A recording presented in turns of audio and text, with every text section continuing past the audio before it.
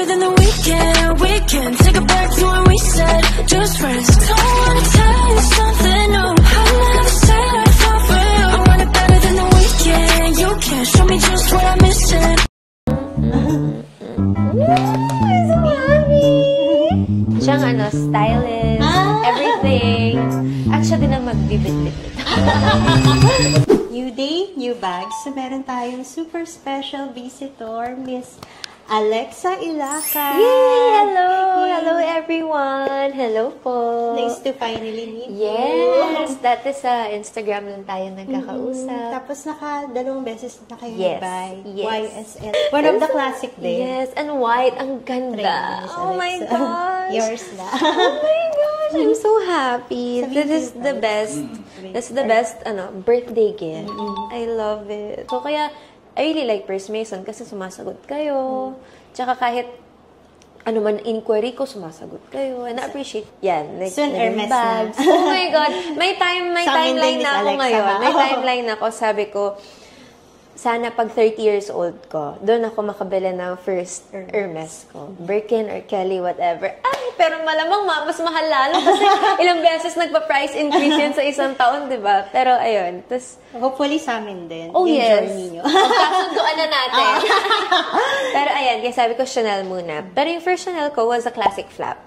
One of the talagang luxury items, first na binili ko, first luxury bag talaga na naramdaman ko yung bigat is dun sa Chanel na classic flap. Kasi sabi ko, okay. Yes, exactly. I did my research talaga kung ano yung pinaka-worth it paggastos ng pera. And yun nga daw, it's the Chanel classic flap. Tapos nakikita ko na grabe siya mag-price increase. O, daig palupa. Kasi sabi ko, parang if I don't buy now, will I still be able to afford it? Or will I still be able to justify the price? So, bumili na ako. Tapos, in fairness, I love it. I really like using it.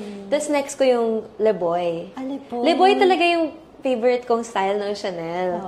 Pero inuna ko na yung classic flap. Sabi ko, okay, I'll take down the big boss na. Next na yung Le Boy. Tapos next Chanel 19. One of the classic din. Yes, and white. Ang ganda. Oh my gosh. Yours na. Oh my gosh. I'm so happy. This is the best. That's the best birthday gift. I love it. Kasi ito, nagkaroon na kami ng agreement ni Miss Alexa sa price. So, yung price niya is 240,000 pesos. Very worth it, diba? I love it. Kasi yung brand new niya, 380. Look at my bag. It's nice, no? It's gold. Strada. Siyang stylist, everything. At siya din ang magbibit-bit nito. Kapag mabigat na. You like it? Yeah, it's nice. It's very nice, super no? nice. Noong una kinabahan ako sa mixed hardware kasi sabi ko, it's not something na I'm used to seeing kasi and I don't normally see it on other people then. Pero sabi ko, bagay kaya sa akin, di kaya magmukhang pangit pag ang ganda pala.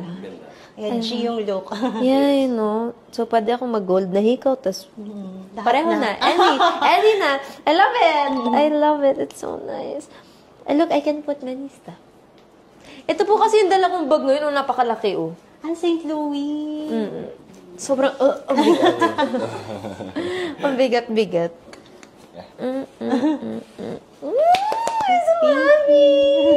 Are you into pre-love or brand new, Miss Alexa? Any naman, actually. Siyempre, depends on the condition din naman. And kung tingin ko worth it yung money ko sa kanya. Ako, I don't mind buying pre-love. Kasi medyo, minsan ang hirap na din makabili sa store talaga. Kapag naman gamit mo na, hindi ka naman tatanungin na, pre-love ba yung bag mo? Correct. Practical. Tsaka so what? Nakakatuwa ka, Miss Alexa. Very practical. Oo, syempre, mahal maging tao, di ba? Tapos, trabaho tayo ng trabaho. So, dapat worth it talaga yung pinaglalaanan natin ng money natin. Kagaya mo.